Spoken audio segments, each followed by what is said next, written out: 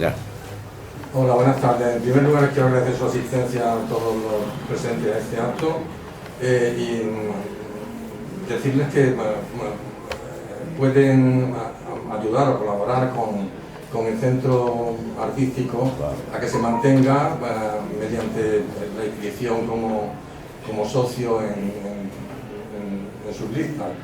Es una institución que tiene ya más de 140 años, en el que ha pertenecido gente como Federico García Lorca, Manuel de Falla, que ha organizado el concurso de Cantejondo y otra serie de eventos importantes de la ciudad, y creemos que es importante que se pueda mantener. Así que todos los que puedan tener interés en asistir a nuestros actos que se circulan por las redes sociales y en la prensa local, en el Ideal de Granada, pues son siempre bienvenidos.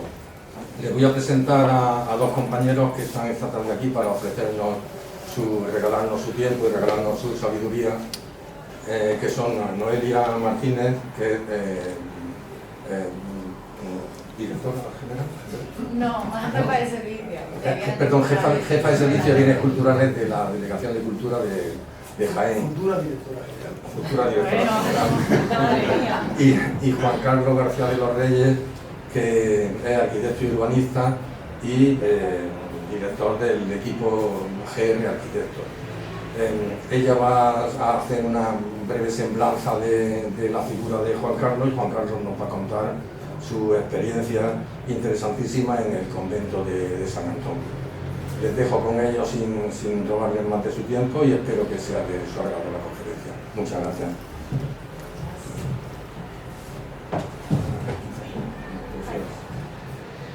Bien, ¿no? Sí.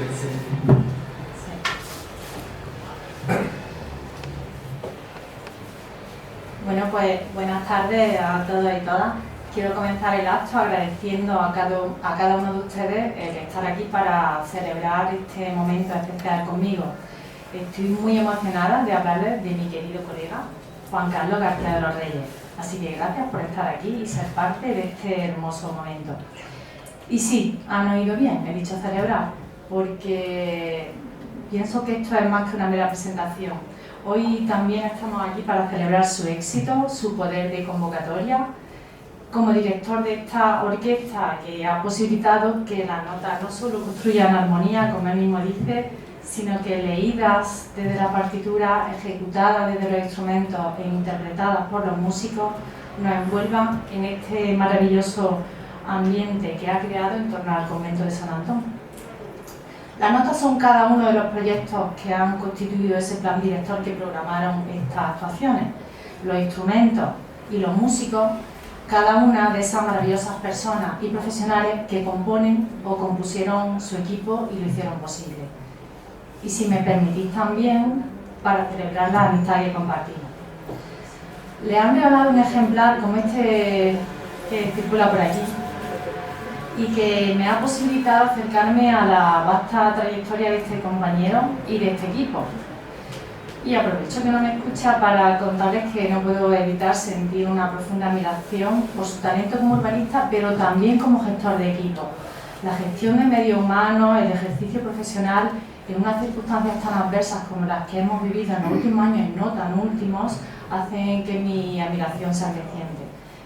Su habilidad para tejer historias cautivadoras, sus mensajes, su compromiso con el blog y con cada lector que por él surfea, ha tocado mi corazón de maneras que no puedo expresar.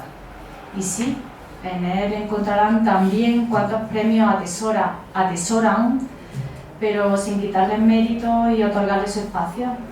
Más allá de esa vitrina en el estudio de Avenida de la Constitución, pienso que el verdadero premio está en todas las obras culminadas, en todos los instrumentos de planeamiento desarrollados y en las tareas en las que a diario Carea siembra su conocimiento y experiencia para que ciudadanos comprometidos como ustedes puedan vivir, sentir y habitar las ciudades comprometidas que tanto añoramos.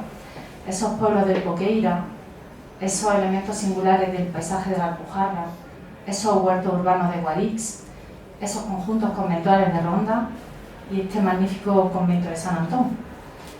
Hace poco compartía con una persona un artículo de mi querido paisano Muñoz Molina y le decía, qué bien lo escribe y qué bien lo cuenta, porque dominar la técnica es una cosa, transmitirlo a otro bien distinta, porque diseñarlo, proyectarlo es una cosa, ejecutarlo otra, y que la congregación lo habite, lo viva y se lo celebre, es el mayor piropo que cualquier profesional podría recibir. Su oratoria y didáctica nos posibilitan el buen entendimiento de lo que emprende, y es algo que él nunca descuida. Arquitectura, restauración y arqueología en el convento de San Antón. Le voy a contar algo. Hace algo más de un año aparecí en mi despacho para hablarme del plan director de una parte, de una zona patrimonial de Jaén.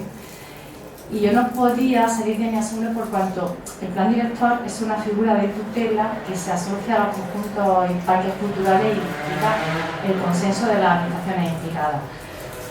Nunca, claro, en cuanto salió por la puerta de planes directores parciales de conjuntos no estructurados, me puse a buscar, pero luego dije, ¿por qué no? Llámale plan director, llámale plan estratégico. No puede hacer mal planificar la globalidad para descender a la parcialidad.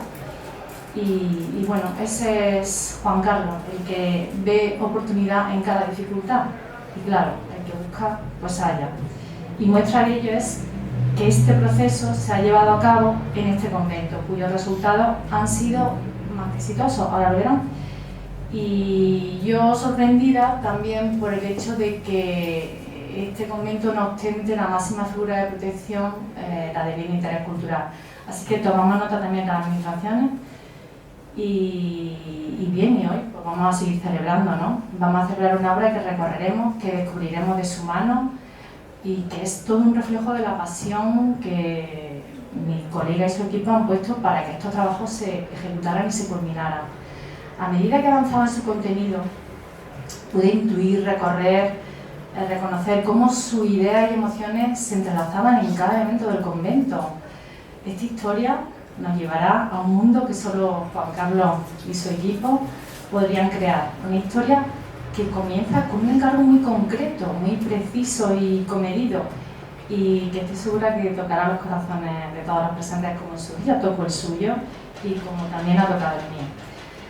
Por eso quiero tomar un momento también para agradecerle tantas miradas compartidas a través del patrimonio material e inmaterial que nos une y por regalarnos su talento como urbanista y arquitecto, su habilidad para analizar los problemas, detectar los conflictos, anticiparse a ellos, proponer soluciones y contarlos es un regalo que comparte generosamente con el mundo aquí y en su blog.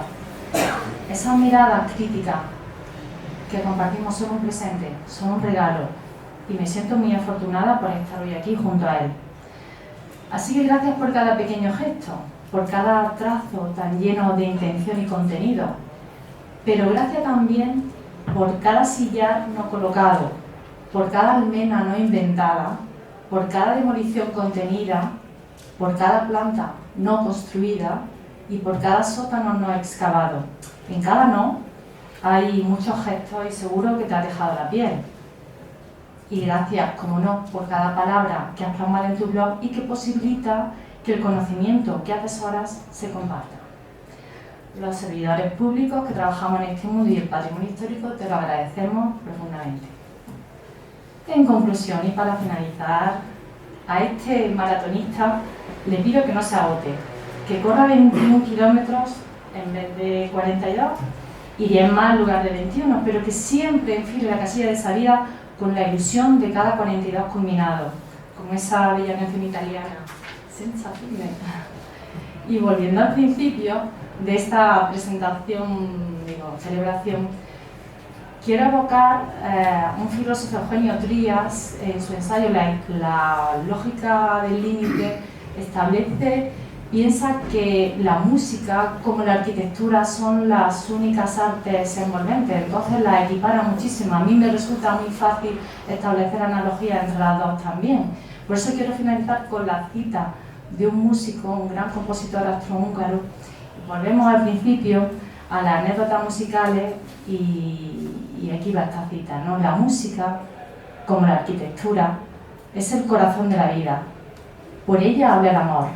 Sin ella no hay bien posible y con ella todo es hermoso. Que lo disfruten.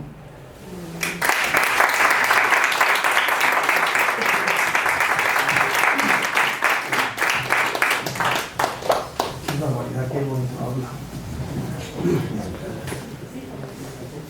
Yo, para compensar, traigo lo que voy a contar muy bien estructurado, así, para compensar mi menor dialéctica, voy a contar las cosas muy estructuradas y así parece que lo digo bien.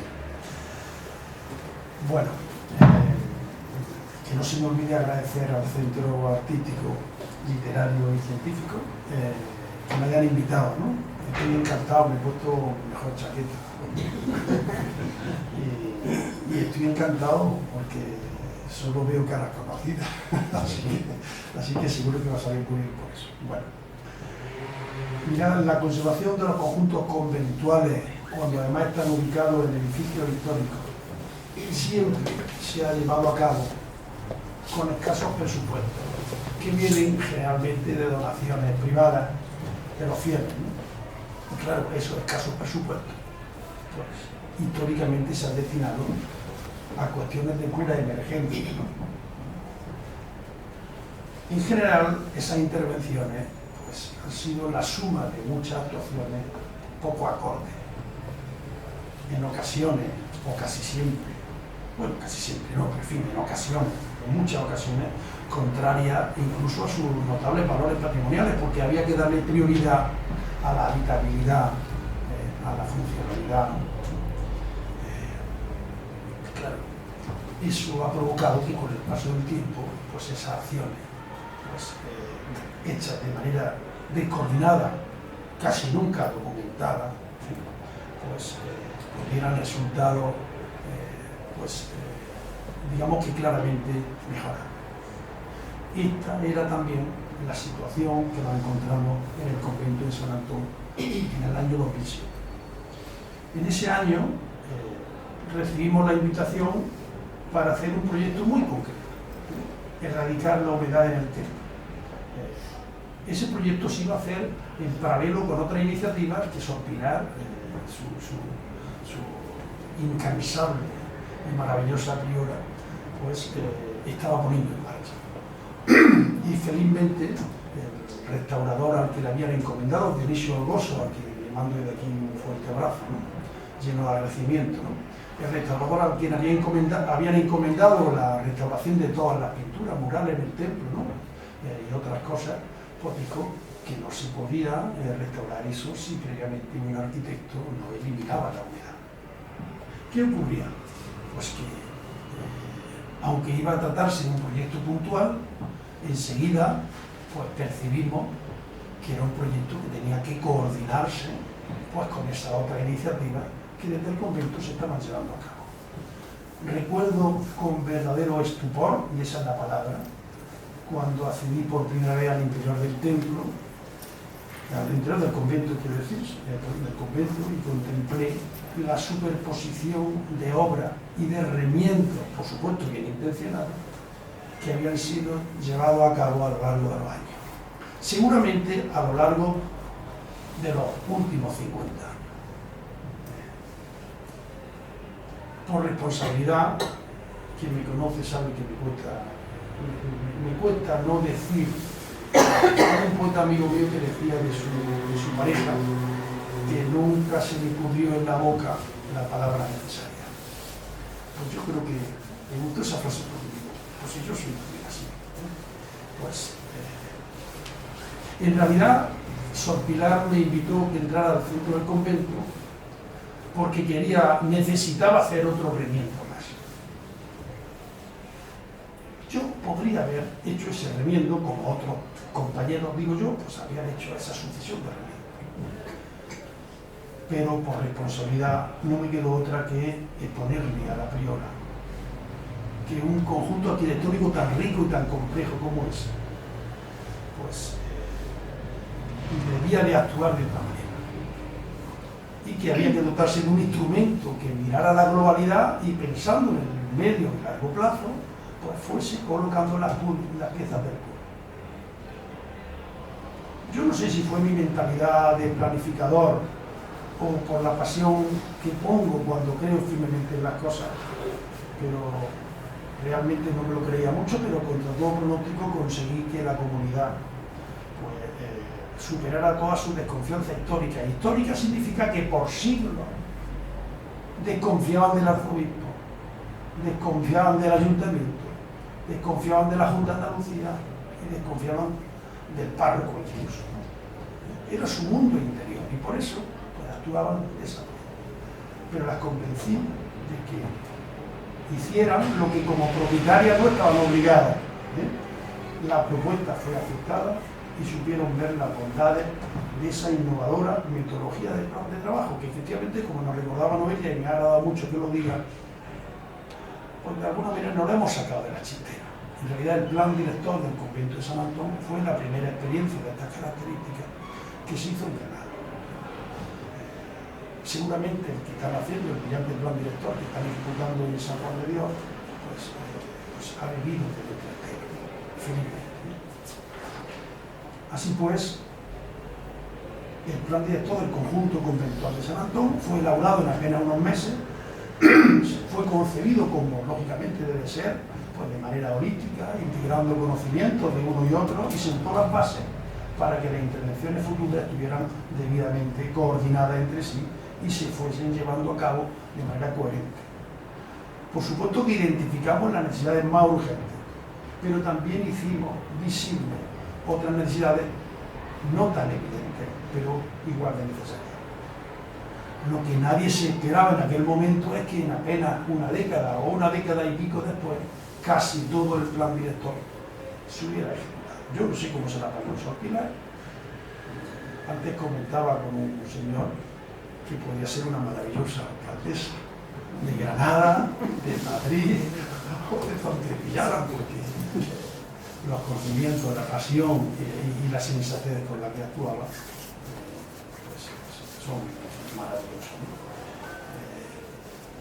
Quisiera hacer una mención especial para contextualizar también las cosas, que ese plan director, que no necesitó ser aprobado, simplemente fue redactado,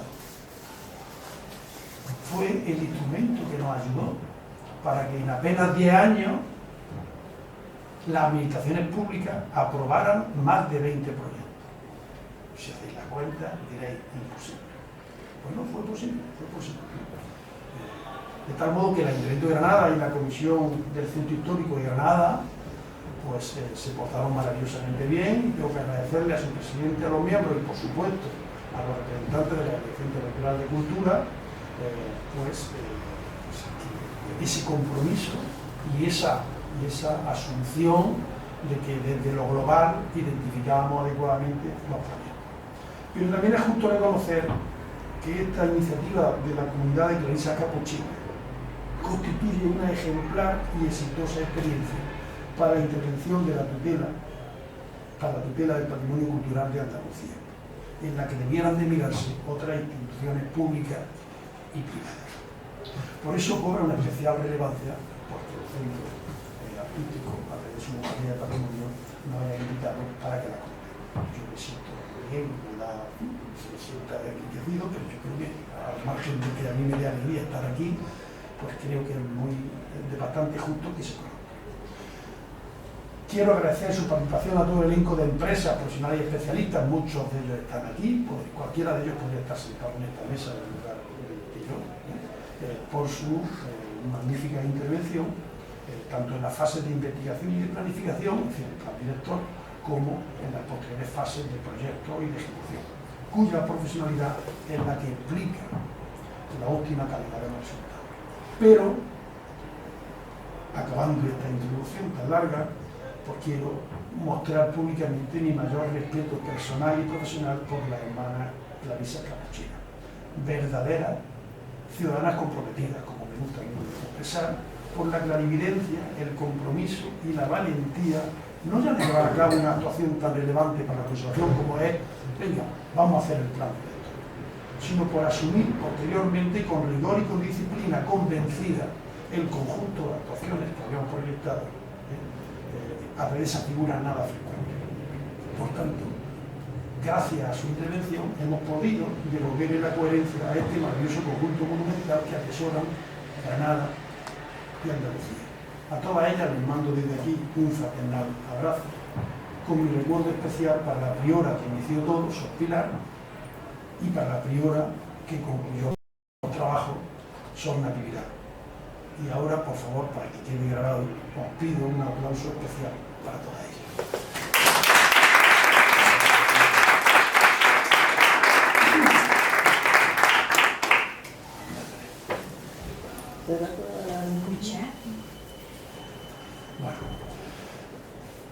Bueno, el micro es importante. Así que no hablo, ahora sí, ahora mejor, ¿no? al final no se oye. Lo del aplauso sí se escucha, ¿no? Sí. Prometo 3 o 4 minutos para centrarnos un poquito en las cuestiones metodológicas. ¿Qué es un plan director? Bueno, ya se intuye, ¿no? Tiene una doble función. Primero, una herramienta fundamental de proyecto, porque ayuda a identificar las necesidades y a coordinarlas.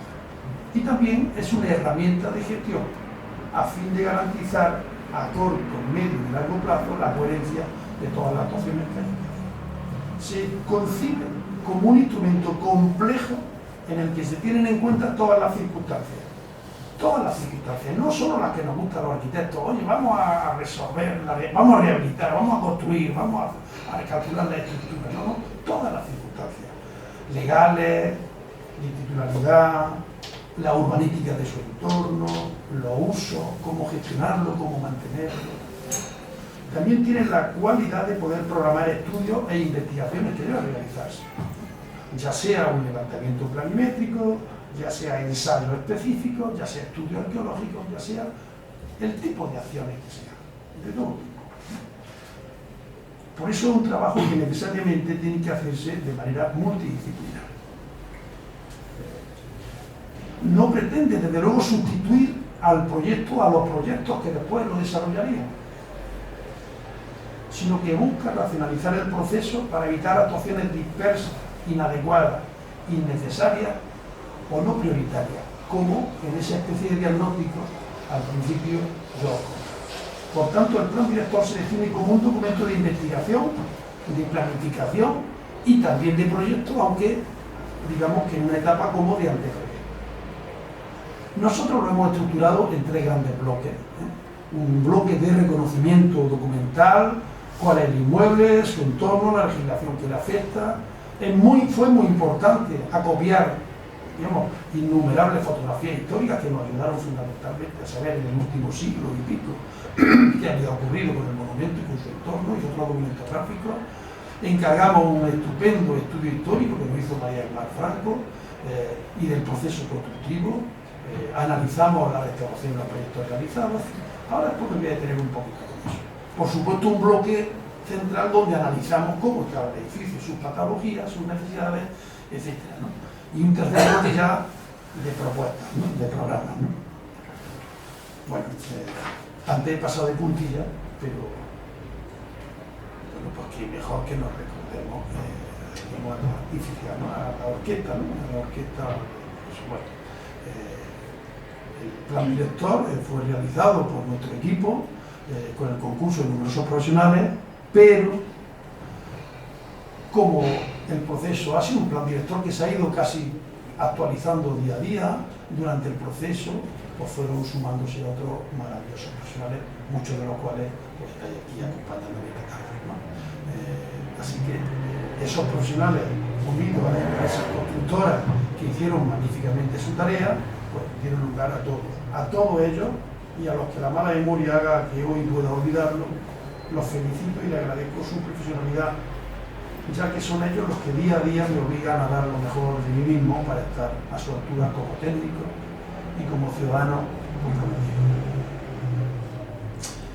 Bueno, muy de puntilla, voy a dar algunas pinceladitas del proceso que nos llegó a la parte divertida, que es la de contaros las intervenciones que hicimos. Bueno, como antes recordaba, ¿cómo se llama eso?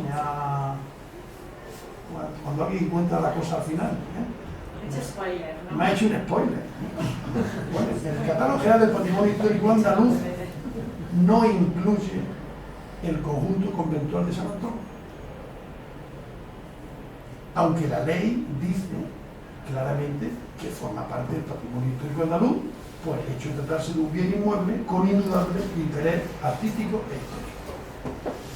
El plan especial del centro de Granada ya determinó que podría considerarse su homologación con la categoría de bienes de inscripción genérica, es decir, una especie de totum revolutum en el catálogo general del patrimonio histórico. Es decir, le reconoció valores. Sin embargo, yo creo que se quedaron cortos. Es decir, el Ayuntamiento de Granada se quedó corto y la Junta de Andalucía no ha empezado. Yo creo que las labores de conservación y restauración llevadas a cabo ponen a la luz unos valores excepcionales que como mínimo justificarían su inscripción específica e individualizada en el catálogo general del patrimonio histórico como mínimo. Y ahí lo dejo. Por supuesto que ofrecemos toda nuestra colaboración para trasladarle toda la información que hemos acopiado durante el año.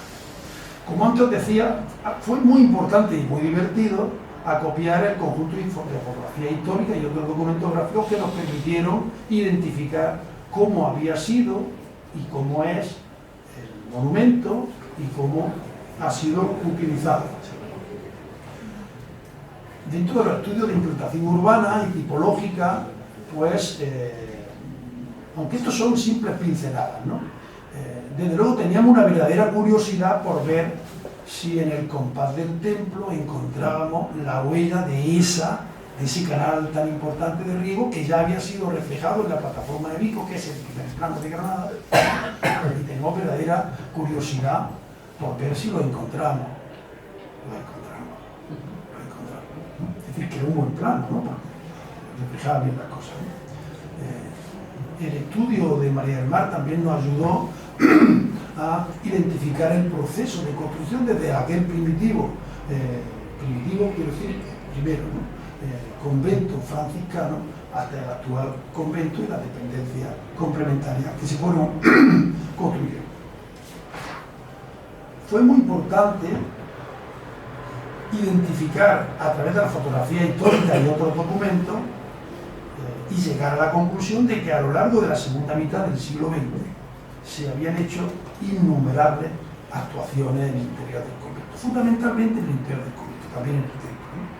Sustitución de pavimentos, instalación de ascensores, nuevos volúmenes remontados para albergar las nuevas celdas, una planta intermedia en diversos sitios cuando la altura era muy grande, redistribuciones interiores, cubrición de espacios aterrazados, modernización de instalaciones, es decir, numerosas instalaciones, numerosas intervenciones. Es decir, también hubo algunos proyectos específicos, como este que yo aquí os represento,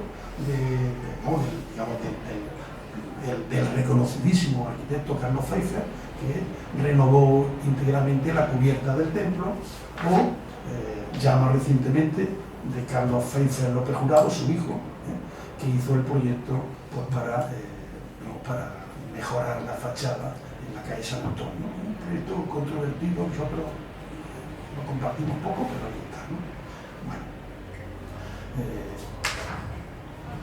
también procedimos a hacer un análisis ya detallado del inmueble, lo subdividimos en unidades, digamos, homogéneas desde el punto de vista arquitectónico, para pues, diferenciar ese análisis. Fue una cuestión metodológica que nos ayudó bastante. Hicimos un análisis de los usos actuales, pero no solo de los usos actuales, de los usos y de las funciones ya desaparecidos. Para eso fue esencial la información oral que las monjitas me iban diciendo. Pues a mí me dijeron, pues son no sé cuántos dijo que no sé qué, total, que su información oral se remontaba a siglos atrás, ¿no? Entonces, ¿dónde estaba el no sé qué? ¿Dónde está? Pues aquí había una puerta, pues aquí esto se utilizaba de almacén. Fue muy importante esa información. Y también detectamos que había usos actuales que eran plenamente vigentes, pero también había usos actuales que eran plenamente inadecuados, ¿no? De tal modo que el plan director, por tanto, no se limitaba, lógicamente, a ver cómo arreglamos la cubierta, sino a ver cómo pues, se le daba el mejor uso y la mejor organización interna al inmueble. lógicamente en algún momento tuvimos que diagnosticar el estado constructivo, ¿no? Hicimos estas pinceladas que desde ahí lejos no se ven, pero es simplemente para que veáis pues que hicimos numerosas cuestiones y hicimos un verdadero análisis exhaustivo del estado de conservación, donde había fisuras, donde había no sé qué, donde había no sé cuánto. Bueno, todo eso lo que nos permitió es analizar detalladamente y unidad arquitectónica por unidad arquitectónica, pues cada una de las cuestiones, la cimentación, la estructura, las cubiertas, la electricidad, la calefacción, los techos, la megafonía, cualquier elemento, porque no solamente las cuestiones patrimoniales eran las importantes, también las cuestiones relacionadas con la habitabilidad. Bueno, después de unos trabajos intensos, pues tuvimos ya que proponer cosas. Uno de los programas, lógicamente, era un programa de investigación arqueológica.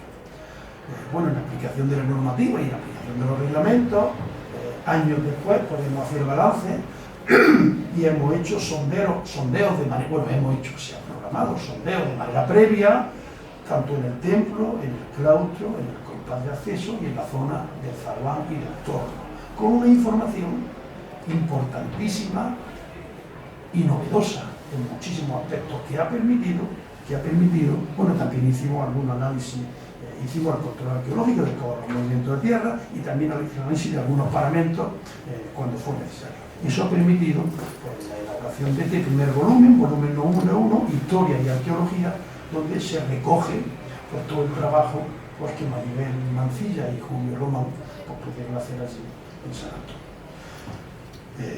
Si alguien tiene interés, nosotros lo tenemos digital, lo podemos compartir o lo puede comprar en el propio comercio. Bueno, aquí tenéis algunas de las imágenes, bueno, es como un flash, ¿no? De algunas imágenes de la documentación que nos vienen aportando los arqueólogos, que en muchas cuestiones fue decisiva para adaptar los proyectos. También hubo un programa de conservación de bienes muebles, ¿no? La virtualidad del plan director ha sido la de darle coherencia al conjunto de actuaciones que también la congregación, la comunidad religiosa está poniendo en marcha, ¿no? Entonces, pues el programa de conservación de bienes muebles ha permitido pues programar diversas acciones de conservación del riquísimo patrimonio mueble, pero también la realización de un inventario exhaustivo y de una catalogación exhaustiva de todo el patrimonio mueble. Estamos hablando de cosas que son muy poco frecuentes, muy poco frecuentes. Al igual que ha pasado con el edificio, 10 años después, casi todo el patrimonio mueble ha sido rehabilitado o restaurado, y lógicamente catalogado. Ahí en papel de clave restaura, dirigida por el insigne restaurador Dionisio Orgoso Moreno y todo su equipo, ¿no? Su equipo de restauradores, de informáticos, de historiadores, tallistas, doradores, etcétera, etcétera, ¿no? Fue esencial. Él se encargó de toda la restauración del patrimonio mueble, imaginería, etcétera, del templo, y también la labor de la restauradora Julia Ramos Molina y su equipo ya en el convento, y algunas cuestiones puntuales de la Fundación Galvicín, fundamentalmente ya en el exterior, alguna portada, etcétera. Y lógicamente el programa de conservación de bienes inmuebles, ¿no? A modo de síntesis, dividimos las actuaciones en dos grandes bloques: restauración y conservación del edificio y propuestas dictadas para la mejora de la habitabilidad y la modernización. Hoy todas las propuestas de habitabilidad y de modernización están realizadas, todas. Y las propuestas de restauración y conservación del edificio, casi todas. Las que han quedado pendientes son cuestiones que no eran prioritarias y que se pueden acometer en algún momento posterior. Lógicamente había un programa de uso y mantenimiento. El subprograma de usos identificó aquellos usos actuales que debían de ser eliminados en el futuro, o modificaciones internas en la distribución para recuperar o rescatar usos originarios que seguían siendo plenamente vigentes. Pero puedo decir, por ejemplo, y a modo de anécdota, pues que todos aquellos comercios que después lo veremos en algunas fotografías que había en la calle San Antón fueron erradicados. Yo, disculpad, pero es que no es nada sencillo que los propietarios, y sobre todo cuando es una comunidad de monjitas, digo monjitas con el cariño, no porque sean chiquitillas, ¿no? Sino con el cariño, ¿no? Y porque además ellas están consagradas su vida a estar tranquilas y serenas en su ambiente y en su entorno, ¿no? ¿Cómo han acometido una obra tan ingente, tan compleja, tan incómoda y además, venga, hay que indemnizar a los comerciantes y que se vayan? Vamos a rescatar la coherencia de todo el conjunto. Bueno, pues hicimos un programa de uso, pero además es que esto ya es más grande que el Día del Señor, como dicen en mi pueblo, ¿no? Es que además hicimos un plan de mantenimiento.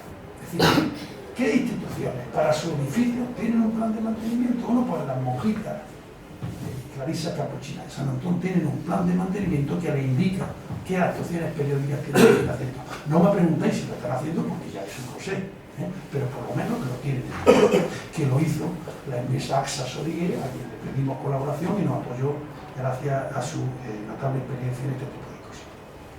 Bueno, vamos a la parte divertida. Un flash.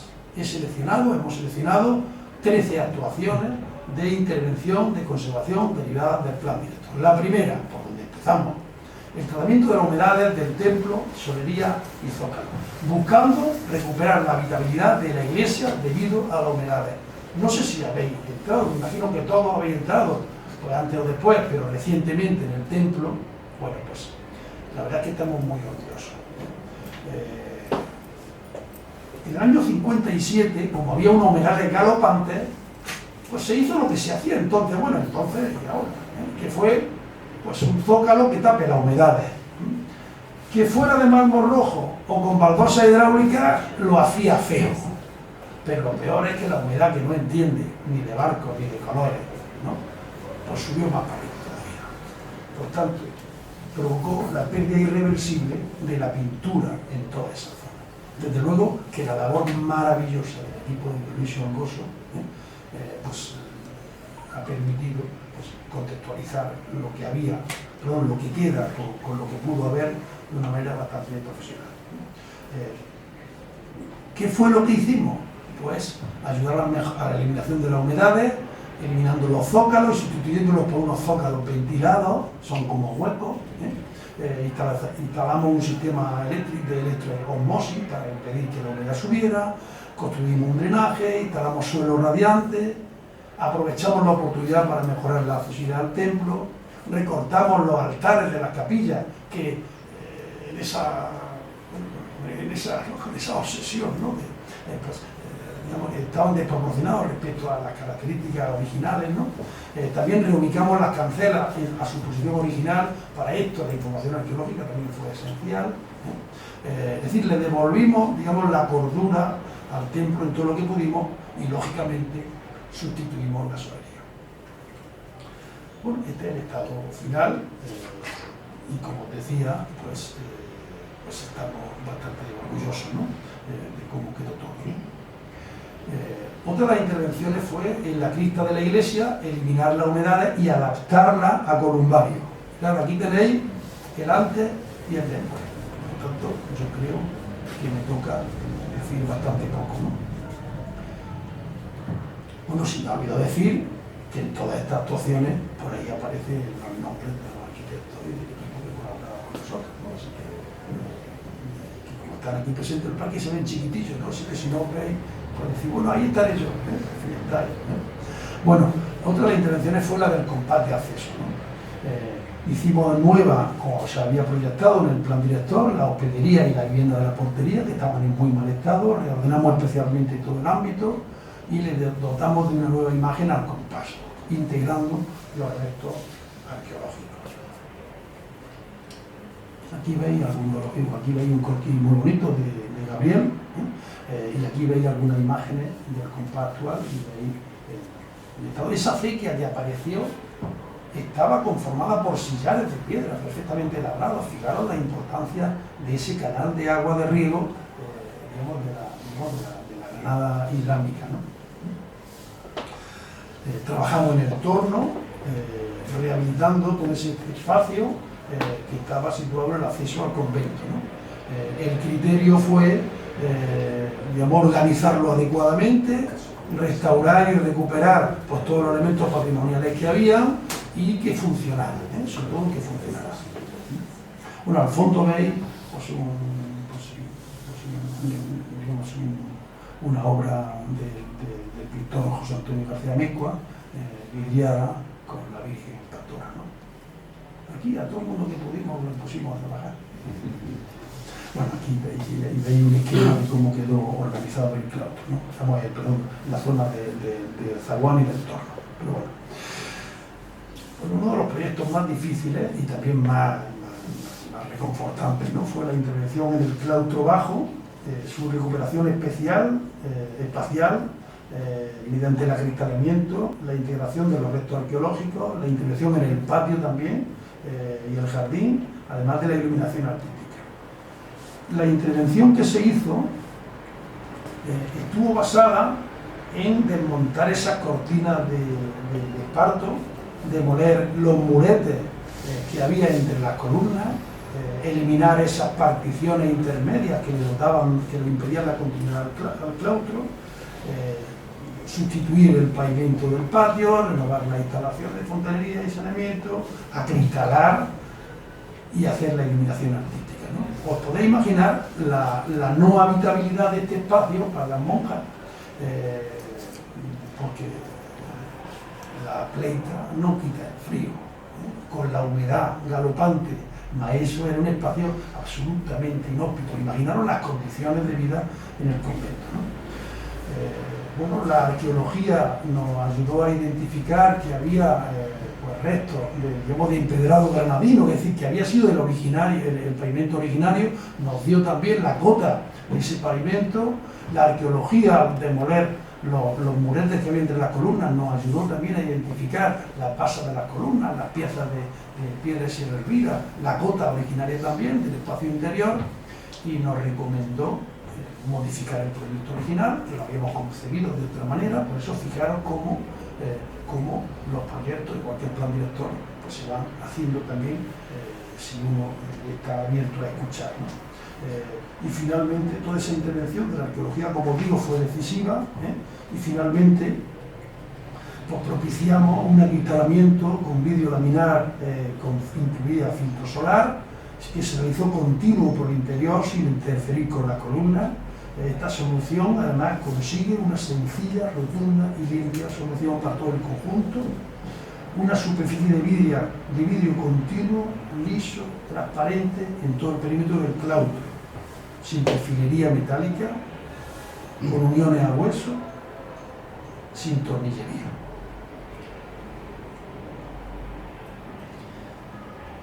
Intervenimos en la escalera monumental del interior. Todo esto son imágenes nuevas porque no son conocidas para nadie, ¿no? Fijaros qué escalera monumental tiene el convento. Fijaros cómo estaba. Así es como estaba. Una solería que casi invitaba a su sustitución íntegra. Unos paramentos que estaban forrados, veis a la izquierda, por otro zócalo de azulejo, ¿no? Detrás del zócalo ya se había destruido esa pintura mural que intentaba imitar a la balaustrada, pero detrás de un mueblito que quedaba, vimos los restos, porque ese dato no lo conocíamos, ¿no? Entonces, pues, lo que decidimos fue ejecutar como una especie de espejo, pues, ese gran pantojo que hacía como un reflejo de la balaustrada de mármol de la escalera. No he dicho que tenemos perfectamente maquetado el segundo tomo destinado a la arquitectura del convento de San Antón, pero hubo un cambio de Sor Pilar, hubo una nueva madre priora, la Sor Natividad, y bueno, ya no lo veo tan necesario, ¿no? Eran como celosas de difundir tanta información, ¿no? De su convento, ¿no? Entonces, pues, recuerdo que en el capítulo destinado a esto, pues, decidimos poner, si os fijáis en la imagen de abajo, el restaurador, el maravilloso restaurador José Manuel Cepero Romero, que estuvo larga jornada, fría, como ella sola, se olvidaron la gafa. Entonces, pues, estará ahí la gafa del campo antojo. Igual que la rama de Salamanca, es lo mismo. También renovamos la carpintería del claustro alto, la carpintería de Juanes de Atarfe hizo un maravilloso trabajo. Aquí podéis observar a la izquierda, aquello había sido chapuceada como se ponía, no era estanca en absoluto. Si abajo hacía frío, en el claustro bajo, os podéis imaginar en el claustro alto, ¿no? Bueno, se hizo un magnífico trabajo de restauración, poniendo en valor la carpintería histórica, la heredada, y con todo respeto, pues se devolvió la funcionalidad y la habitabilidad. Bueno, otro de los trabajos más complejos, sin duda, fue la cubierta del noviciado y de la escalera monumental. En realidad, si os fijáis arriba a la izquierda, veréis la cubierta arriba totalmente combada.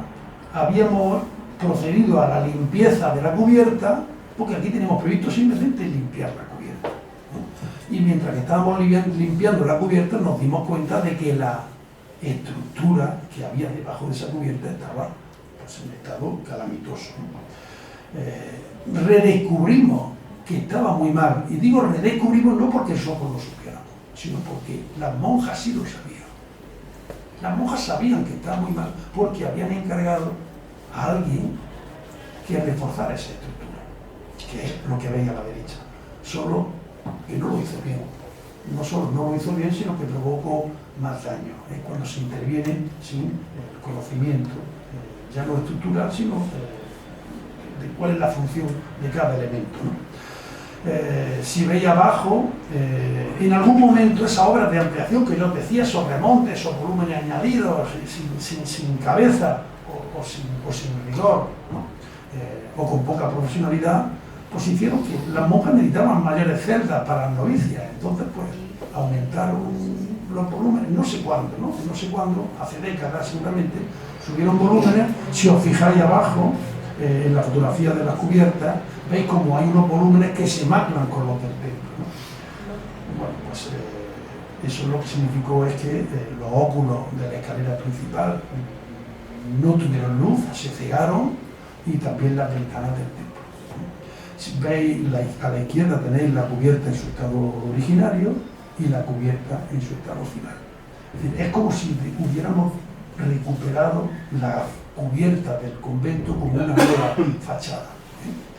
Le devolvimos, conseguimos devolverle, con la oportunidad que nos dio en descubrir que la estructura estaba muy mal, le conseguimos devolver la iluminación a la escalera principal y conseguimos devolverle la iluminación al templo, la iluminación natural. Pero no solo eso, sino que conseguimos que esos volúmenes añadidos que seguían siendo necesarios y no tenía sentido pensar en demolerlos, ¿no? Porque las unidades estaban ahí, pero conseguimos pues que quedaran ubicados de una manera respetuosa y acorde, ¿no? Y acorde con las características del convento.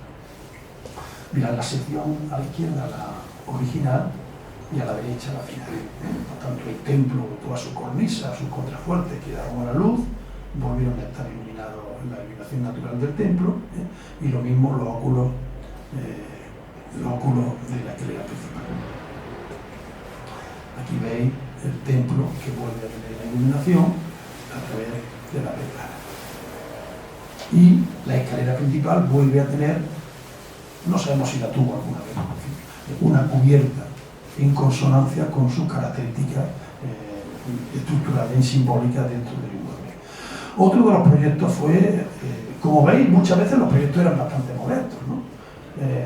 En la calle Fraile, las monjas necesitaban un garaje para que el señor del mantenimiento pues, o dejara los sacos de yeso, dejara las maniobras, las herramientas, o llevara las cajas con lechuga o con tomates, ¿no? Entonces, nos encontramos con que a la derecha veis cómo habían quedado las obras en la calle San Antón, en ese proyecto que decíamos del año 2000, la esquina.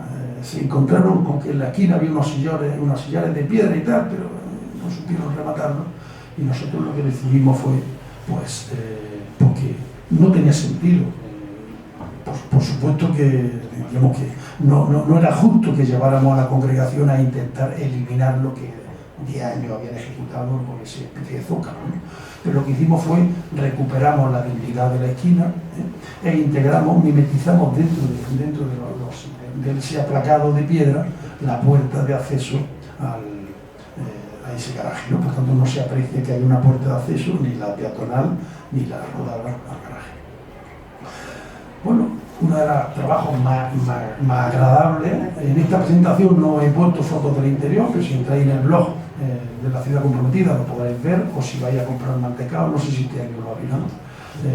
Pues tenemos la eliminación de los locales comerciales para realización de un obrador. Esta actuación permitió algunas cosas muy importantes. Veis a la izquierda cómo estaba, veis a la derecha un plano de cómo ha quedado. El acceso principal al convento en el siglo XVII, cuando se construye, estaba por la calle San Antón. Entonces, esta actuación nos permitió recuperar ese acceso, por tanto, devolverle la coherencia a esta fachada, pero también devolverle la coherencia al espacio interior a través del cual se entraba cuando fue concebido, ¿no? Que con el paso de los años pues, habían puesto tabiques por aquí, particiones por allá, una puerta que cierra, una puerta que abre, en fin, ese tipo de cosas que yo al principio describía, ¿no? Otra de las actuaciones fue rehabilitar el resto de las cubiertas,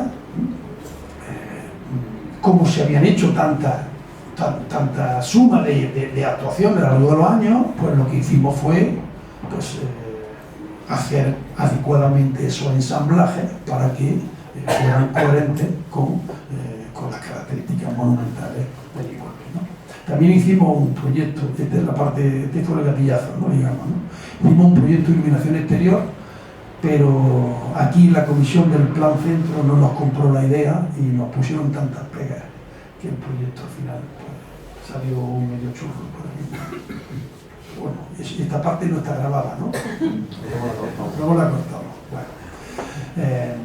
También, antes de que llegáramos, otra de esas obras bien intencionadas, se había renovado completamente la solería del templo. Ahí no habíamos proyectado nada, estaba nueva, pero descubrimos que tenía numerosas fisuras, estaba fragmentada, porque se le había olvidado poner una junta de dilatación. Claro que eso le puede pasar a cualquiera, ¿no?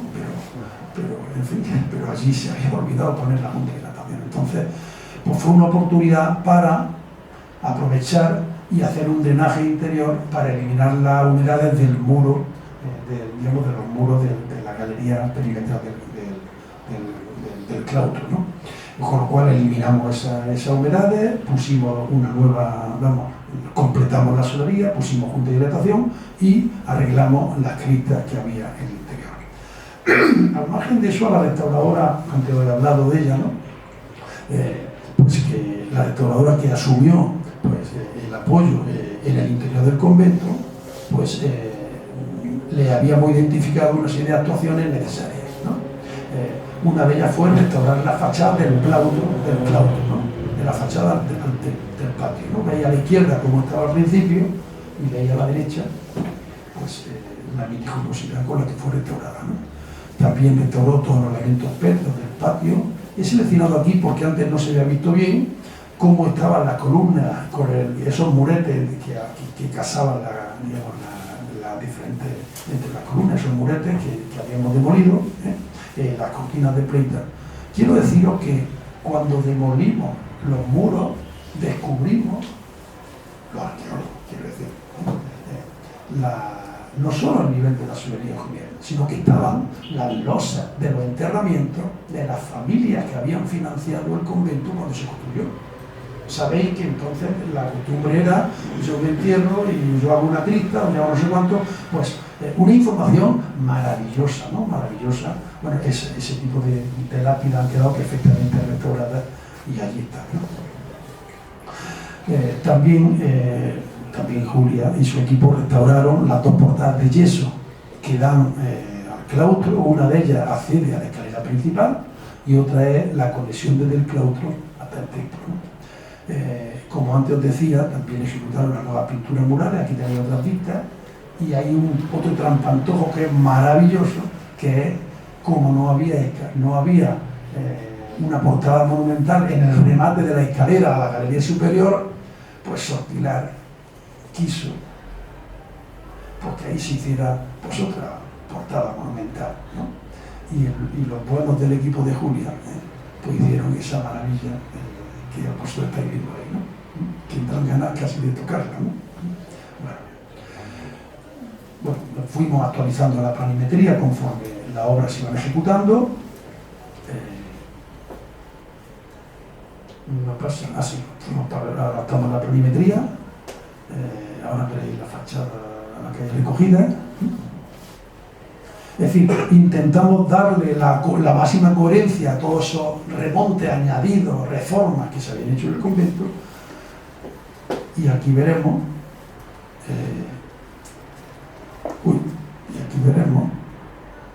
la fachada a la calle San Antón ya completa. A ver, aquí. Bueno, y ahora voy a proponer ya con el obrador ejecutado, con el obrador, con el garaje, etc.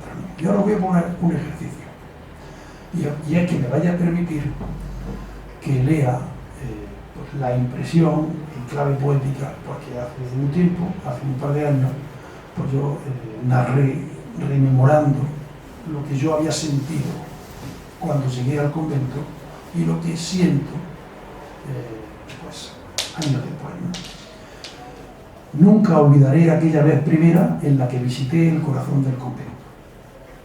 Su abadesa me pidió que la acompañase y así, en apenas un instante, crucé aquel umbral. Un bellísimo mundo interior lleno de luz y de un silencio espeso, que gravitaban en torno a su claustro ajado, más que por el tiempo, por tanto remiendos precipitados. 100 veces más hice ese camino desde entonces y 1000 veces serían pocas para agradecer tanto privilegio. ¿Cuántas veces soñamos el futuro y sin embargo en qué pocas tenemos la ocasión de descubrir, casi una vida después, que ya se hizo presente y que además pudo concretarse tal y como debía ser? Por eso complace comprobar que con cada nota se construyó armonía, conformando una partitura en la que siempre pesó más la arquitectura que el arquitecto. Ahora, una porción del alma de cuanto intervenimos, una porción del alma de todos los que me acompañáis y que intervenisteis, ya se encuentra instalada entre sus muros centenarios. Muchas gracias.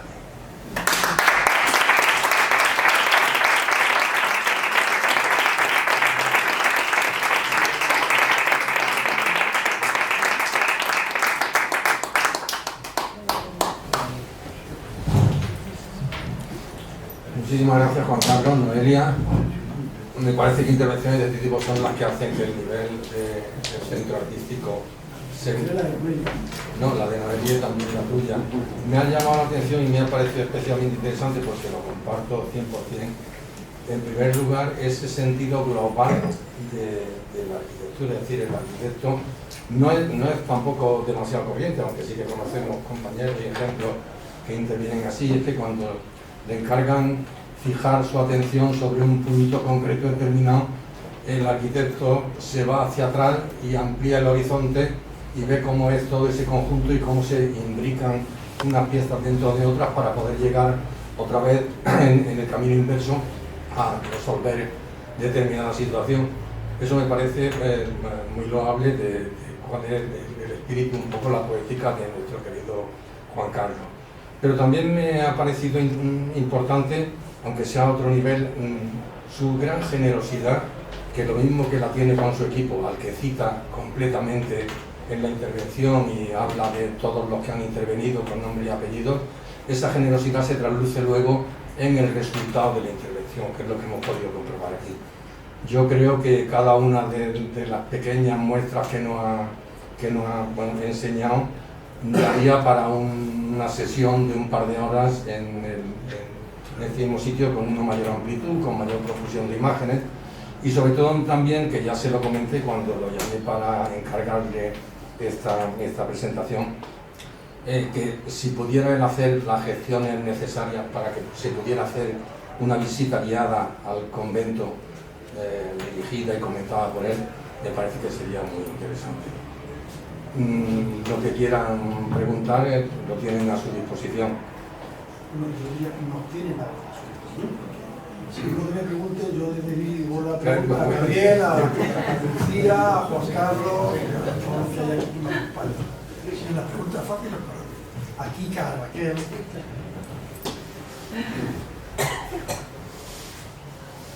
Sí. Juan Carlos, desde aquella primera vez que nunca olvidarás que cruzaste y que entraste en el corazón hasta que se dio por finalizada, aunque el vínculo emocional siga, ¿cuánto tiempo? El trabajo intenso, como 10 años. Y aunque después el Obrador ya se salió de esos 10 años, ¿no? La reforma del Obrador, porque costó trabajo llegar al acuerdo para que se fueran amistosamente los de la Hacienda, y el arreglo de la solería también, ya aprovechando que estábamos con el Obrador, ya aprovechamos y arreglamos la solería del claustro para eliminar esas humedades y esa fractura, pero fundamentalmente 10 años. Lo que no sabíamos, no sabemos si son Pilar no sabía. Nosotros no sabíamos, nosotros lo que le estábamos dando, nosotros no estábamos buscando estar 10 años trabajando. Y eso es el regalo que nos devolvió la vida por ese afán de hacer las cosas bien. Nosotros pensamos que íbamos a hacer un plan director que se lo hicimos de una manera casi altruista para convencerla, ¿no? Y que nuestro proyecto terminaba pues, con las unidades, ¿no? Y quizá pues, con algún remendito, ¿no? Pero se vinieron arriba, se vinieron arriba. Y yo creo que se vinieron arriba porque se dieron cuenta de que llevaban muchos años haciendo las cosas, un quiero no puedo o no sé cómo hacerlo mejor, ¿no? Y yo no sé si es que vendieron propiedades, si tuvieron herencias, si es que tuvo un filántropo que no sé. Pero la realidad es que en 10 años, pues no solo lo nuestro, en esos 10 años el equipo de Dionisio ha restaurado imágenes, tallas, retablos, es decir, que está aquello, como dice, como una patena. Por favor. Sí, el pavimento del claustro bajo, has dicho que era de cristal sin perfilería y sin tornillo. No el pavimento, el cierre. Paramento. El cierre. ¿En una zona practicable? Sí, claro, en todos los ejes de los laterales hay salida al patio. Diseñamos además un sistema de oscurecimiento eléctrico para que también, que una vez que está bajado, es casi como si fuera un elemento continuo, ¿no? También por el interior, muy discreto, un tono hay alguna imagen. Bueno, de tal modo que al final el que fuera un vidrio con filtro solar también es que en previsión, bueno, ya sabíamos que lo iban a hacer, porque todos los cuadros los tenían guardados, todas las pantallas, porque aquí era inhóspito, cuando las volvieran a poner para que el sol no lo dañara. Y la verdad es que es un espacio de un convento de clausura, ¿no? Un espacio maravilloso, ¿no? Maravilloso. Lo era al principio, me sorprendía, ¿no? Porque todos estos espacios son así, ¿no? Pero ahora, la verdad es que yo creo que todo, yo con menos razón, porque yo era el timonel, digamos, ¿no? Todo el equipo pues haciendo un trabajo maravilloso. Aquí el claustro nos apoyó muchísimo Gabriel Fernández Adame, que estuvo unos años con nosotros, y en otras partes pues Lucía, en el Obrador Mónica, que se me había oído citarla antes, Mónica Blas, que hizo un trabajo maravilloso, y el equipo de GR en la retaguardia, ¿no? Luego Sor Pilar me mandaba mantecado a mí por Navidad. Y a ellos, así que Sor Pilar sabía el valor de cada uno. A mí me mandaban un poquito, esto es para Juan Carlos, después esto es para no sé qué. Por favor. Yo quería tomar la idea de Basilio de una visita guiada.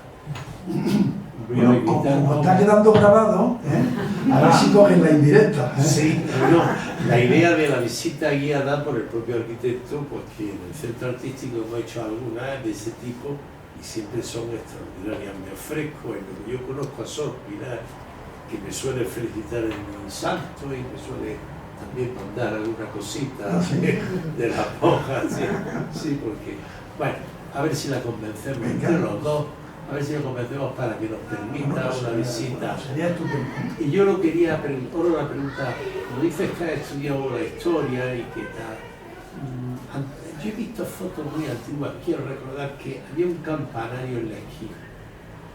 Y yo quería preguntarte por eso, si había un campanario y por qué se quitó y cuándo se quitó. Creo que la primera fue un terremoto, ¿no? Y que se hundió, ¿no? Gabriel, venga, ¿quieres contestar tú? Gabriel. En los planos... Le hago una pregunta ya a Gabriel. ¿Qué pasó con la torre? Bueno, prepararos que a los demás voy a dar ahora cancha, ¿eh?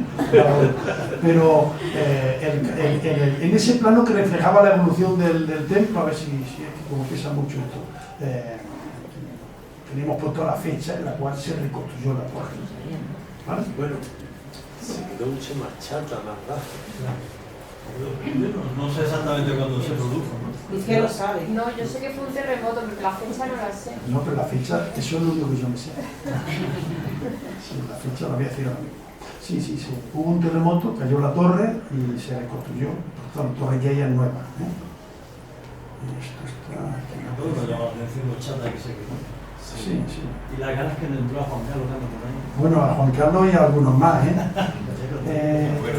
año de demolición 1873, y hace un siglo y medio, 150 años. Sí, las primitivas fotos de Granada, de 1870, aparece la torre. Bueno, has dicho el año porque ya te lo he dicho yo. Sí, bueno. Sí, efectivamente eso. No, en algún momento, pero parece que eso ya no pega, ¿no? Pero en fin, que parece que no tienen, es una torre chata, ¿no? Está muy chata, ¿no?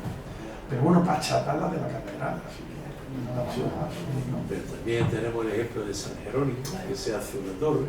Bueno, y el de la Sagrada Familia, que la siguen haciendo, ¿no? Bueno, que no sea el ejemplo, y no paran, ¿no? Si el ejemplo hay, en fin, que ya para. Más preguntas. A ver, los compañeros de equipo que lo pongan en algún aprieto. Si se atreve. Sí, se atreve. Bueno, aquí lo pueden hacer, está en un terreno neutral. Es un debate intelectual. Efectivamente. Bueno, pues a mí me gustaría resaltar eso, ¿no? Imaginaros una comunidad religiosa, casi toda ella octogenaria, con achaques por todos lados, achaques reuma, de esa humedad y metida en la entraña. ¿Cuántas monjas hay? ¿Qué? ¿Cuántas hay? Bueno, ya no lo sé, pero pues, como una quincena, docena y media. Pues imaginaros estoicamente, bueno, yo no sé si en el refectorio protestarían, no lo sé, me imagino, no lo sé. Mujeres son, así que igual sí, no, es broma. Yo no sé, pero estoicamente voy con una dignidad aguantando 10 años con la casa patas arriba y haciendo cosas porque las cuestiones relacionadas con su habitabilidad, mejorar los dormitorios, mejorar los baños, que no pasen tanto frío, esas eran una serie de cosas que es lógico que esas lo dijeran, pero más del 50% de las actuaciones no tenían, a ellas no les daban un confort inmediato.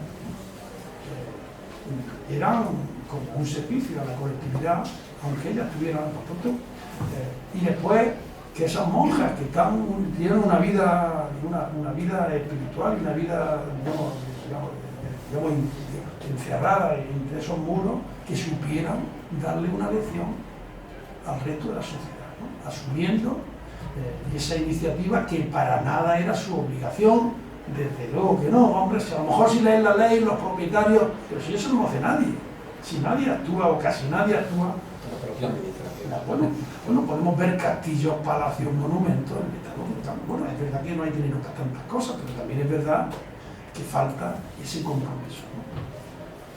Por eso Sortilar sería una magnífica alcaldesa, o consejera, o directora general, ¿no? Se te van a adelantar. Así que yo creo que ese es el verdadero. Nosotros supimos llevarnos de la mano. ¿no? Pero ellas se cogieron al otro lado. Yo quise el médico. Y antes tú has dicho una cosa y yo creo, ¿por qué hemos hecho esto así? Pues yo creo que nuestro espíritu de planificadores, porque hemos hecho mucho trabajo en planificación en ciudades, en barrios históricos, nos ayuda a encontrar la escala adecuada en cada proyecto. Y en San Antón la escala era el conjunto del convento. La escala no era la nave en la que tú necesitas subir una planta para poner 10 celdas más para las novicias. Sin embargo, otros arquitectos pasaron y su escala fue la nave donde poner 10 celdas para las novicias. Nosotros estamos acostumbrados a encontrar la verdadera escala que hace que el proyecto sea un buen proyecto. Si no encuentran la escala, y los arquitectos desafortunadamente estamos demasiado centrados en la escala de mi solar o de mi proyecto. Claro que hay que tener valentía para decirle al cliente, no, lo que me estás pidiendo no te lo voy a hacer, porque no es razonable. Pero nosotros, como estamos acostumbrados a batirnos el cobre en los municipios, convenciendo a los alcaldes que son los elementos de la sociedad, digo elementos en el sentido, los elementos de la sociedad más difíciles de convencer, pues quizá por eso también pudimos convencer a las monjas clarisas capuchinas. Oye, es duro el pelear contra ese espíritu cortoplacista que tienen generalmente los políticos, por lo menos en estos últimos años, en estas últimas décadas, y esa valentía que tú dices de poder abrir el objetivo y decir, no, mire usted, su problema se encuentra en este campo, en este ámbito, y luego vamos a tratar punto por punto las demás zonas en las que hay que hacer alguna intervención, pero una vez que tengamos esa idea del conjunto. Eso entronca un poco con el cambio tan tremendo que ha sufrido nuestra profesión, y tú lo sabes igual que yo, que somos ya mayores, que de ser una profesión en la que el arquitecto era un profesional a la actual situación en la que muchos arquitectos, como tú comentas, son comerciales, no son profesionales en el que lo profesional prima sobre lo económico, sino que tengo un encargo, no voy a salir a sacar los pies del plato, no vaya a ser que se malogre y se frustre, yo voy a hacer mi cosita y el que venga detrás que haré, cobro mi honorario y seguimos adelante. Entonces habrá veces en las que habrás tenido que trabajar gratis, habrás tenido que pasar muchas sinsabores. Y hay veces que hemos dicho lo que debíamos decir y luego lo han hecho y nos han cortado la cabeza, por supuesto. Efectivamente. Veces, ¿no? Pero en su momento supimos entender, tampoco sé cómo llegamos a esa conclusión, pero supimos entender que teníamos que crecer como equipo para que ninguno de nuestros proyectos fuera imprescindible hasta el punto de impedir que fuéramos coherentes. Entonces, yo no soy un buen arquitecto, yo soy un voluntarioso arquitecto, ¿no? Los que son buenos son los del equipo, ¿no? Y me hacen bueno a mí, ¿no? Pero sí aprendí con el paso de los años que hay que luchar porque las cosas sean coherentes y se hagan bien, ¿no? Hasta el punto incluso de que uno ya no forme parte de los actores que van a intervenir, ¿no? Y yo quiero pensar pues, que hay quien nos valora precisamente porque vamos a ser sinceros, francos, objetivos y profesionales. Pero quien nos valore eso es con quien queremos trabajar. Esa honestidad en la que he resaltado en mi primer comentario, que creo que es fundamental, porque antepone el bien público al beneficio personal, cosa que hoy en día, como todos sabemos, no está demasiado buena. Así debe ser. En fin, pues bueno, que San Antón fue muy sencillo, porque enseguida le tocamos la fibra y enseguida nos dijeron adelante. Este tipo de intervenciones siempre son ejemplares, pero quizá en el tiempo que vivimos lo son más. Lo son más porque, por lo general, las comunidades religiosas que han mermado el número de una manera extraordinaria en los últimos 5 o 6 años en Granada nada más que franciscanas clarisas han cerrado, que yo sepa, 2 conventos de esa orden, ¿no? Porque estas son de la misma familia, pero son primas, ¿no? Son capuchinas, pero bueno. En Guadix, por ejemplo. Sí, sí. Y en los últimos 20 años, los conventos en Loja han cerrado 2, también de la misma orden también, franciscana, y la reclusión de los restos, entre comillas, de esas comunidades se han distribuido entre el convento del Santo Ángel, aquí abajo en la ciudad, y arriba en el Albaicín en Santa Isabel la Real, ¿no? La desaparición de esas comunidades, pues en cierto modo, puede llevar también la desaparición y la ruina de las edificaciones, por cuanto al no estar habitadas, al no generar necesidades a alguien de manera directa y, lógicamente, por razones de economía, es muy difícil acometer, a no ser que se aborden cambios de uso, acometer la restauración o la recuperación de ese tipo de edificaciones. Y bueno, curiosamente, ahora mismo no se autorizan cambios de uso. Por ejemplo, el ministerio que tiene muchos equipos de urbanistas de las administraciones, concretamente la administración local de Granada, son contrarios a ese cambio de uso. Se han adquirido algunos de esos edificios para ser dedicados, como todos hasta ahora, a negocios de hostelería y bueno, pues no se han autorizado. Bueno, nosotros en el plan del conjunto histórico de Guadix recientemente, ¿no? Sí. En el plan del conjunto histórico de Guadix recientemente y en el plan del conjunto histórico de Ronda, también acabado recientemente, pues hemos admitido una cierta flexibilidad, pero siempre obligando a utilizar esta metodología. Es decir, primero hacer un plan director que acredite cuáles son sus necesidades, que separe o que identifique esos espacios que podrían admitir otro uso alternativo, bueno, y que los trabajos se hagan con absoluto rigor, ¿no? Por supuesto que las administraciones que tienen que tutelar esos proyectos, sea el Ayuntamiento, sea la Junta de Andalucía, pues van a exigir que los proyectos se hagan bien, ¿no? Pero no está de más darle como un manual, ¿no? Que es lo que nosotros hacemos desde el planeamiento, para que un manual obligatorio, para que hagan un buen trabajo, ¿no? El tema del cambio de uso es muy controvertido, ¿no? Porque hombre, los edificios tienen que estar en uso, porque si no, los edificios están construidos para ser usados, ¿no? Pero si no hay monjas, ¿qué hacemos, no? Se llama modernamente la puesta en valor, que es una expresión horrorosa, por cuanto fuerza... Pero es verdad que los magníficos edificios son continentes para usos muy diferentes, ¿no? Y eso también la historia nos lo demuestra, ¿no? Hoy tenemos la sede del ayuntamiento en un antiguo convento, sí. O la Hermanita de los Pobres era pues un edificio social, ¿no? De asistencia social, y hoy es la sede administrativa de muchos departamentos municipales, ¿no? O hay salas de exposiciones que eran templos, o hay antiguos hospitales, ¿no? Que son no sé cuántos, es decir, que tampoco se puede negar eso, ¿no? Pero la plusvalía o la especulación no pueden ser el elemento que justifique cerrar un convento para venderlo o para no sé cuánto. Entonces, es un debate difícil. Sí. Bueno, pues tenemos que terminar ya.